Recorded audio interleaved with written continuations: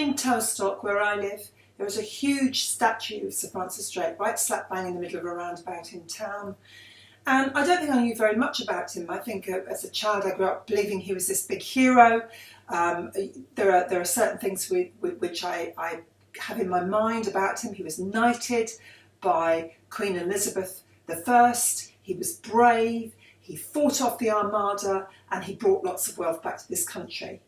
The real story of Sir Francis Drake is incredibly different, and particularly at the moment after last summer, where we were all concentrating on Black Lives Matter, we're looking at him in a very different way. He made his money in the first part of his life from slave trading, something we really are horrified by now.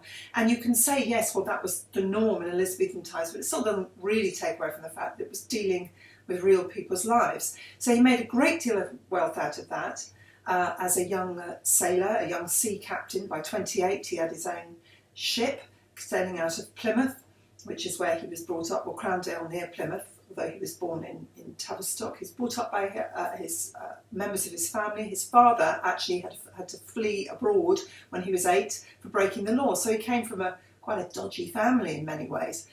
But he was incredibly successful as a sailor. There are many, many adventures. My goodness me, when you start reading about it, he really is the most incredibly interesting man and got up to all sorts. But I think he was pretty harsh, and I think he was pretty hardy to have to put up with these conditions on ships and that type of thing. And I think he had an enormous disregard for the law.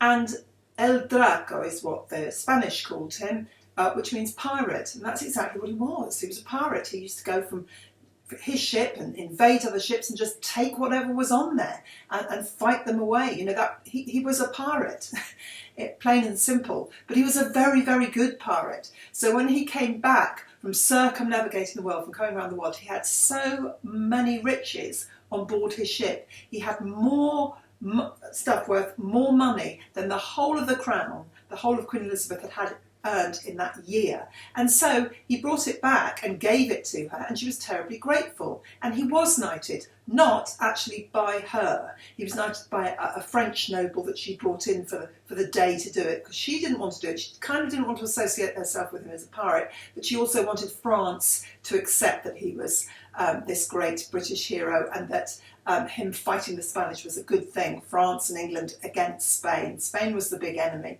And Spain is the big enemy that he fought right at the end in the Spanish Armada, towards the end of his life.